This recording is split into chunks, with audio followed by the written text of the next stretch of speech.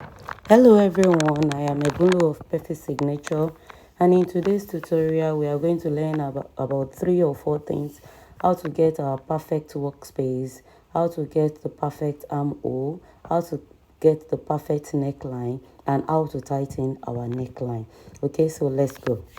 Okay, so the first thing you are going to do is you have to walk around with your highest circumference. The highest circumference I'm working with here is the hip. So I divided the hip. The first thing you are going to do is to divide the highest circumference by 2, which is my hip, divided by 2. Okay, so the hip divided by 2 plus 2. Do you understand that? Hip divided by 2, or highest circumference divided by 2 plus 2. Okay, so that is what I am doing there. So the essence of the two is to walk around to have ease on the paper. But if you are working with bustiers or corsets, I would advise that you had about 3 inches so that you'll be able to play around with it. Okay, so to get the front block and the back block, you are now going to divide what you have divided or your answer by 2 again. For example, I had 24. So 24 divided by 2 will give me 12. So that 12 is now what will be 12, one part of 12 for the front part and the part of 12 for the back. Okay, so I'm working with blazer, so I needed space. I needed space for the front, at the upper part and at the down part.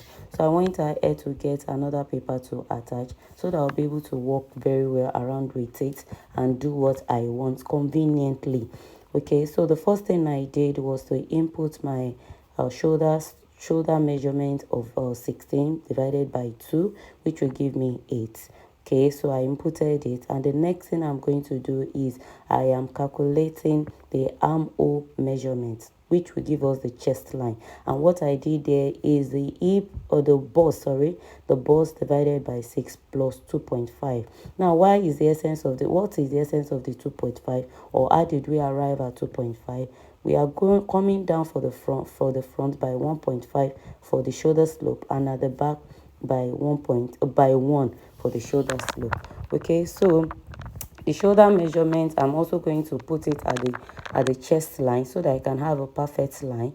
Okay, so I divided the shoulder line into 2 from what I came down by, from the 1.5 that I came down by. Okay, then after dividing it, I came down by half again, then came in by half so that I can have my perfect armhole curve. Okay, so and I inputted my bust measurement divided by 2 divided by 4 so that I can have a perfect armhole there. Okay, so we went ahead to go to we went to the back, and for the back, the shoulder divided by 2, which will give me 8. Then I decided to put the chest line. We've already calculated the chest line.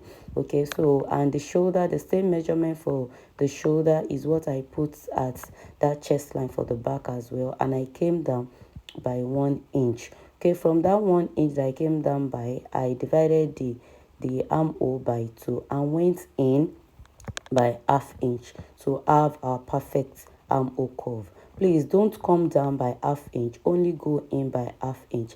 I went ahead to input my bust measurement divided by 4 so that I can have the perfect armhole curve there. Okay, so the next thing we are working with is the bust. So to work with, sorry, not the bust, the neckline. To work with the neckline, to have a perfect neckline, what you are going to do is the bust divided by 12, and whatever you have is going to be for the depth and for the width at the front. Okay, then you are now going to connect it from the neck point to the 1.5 shoulder slope. Then you come down by 1/2 inch for the tightening for the front. Okay, now for the back, we went ahead for the depth. For the width, is the same thing you got, which is I got about 3.6 or so for the depth, for the width. So that is what I inputted, and I connected it to from the neck point to the neckline or the shoulder slope of 1 inch at the back, and I tightened the back by 0.25. Now, to have a perfect neckline without any choke, you can either come down by 1 inch or half inch. Thank you all for listening. Bye.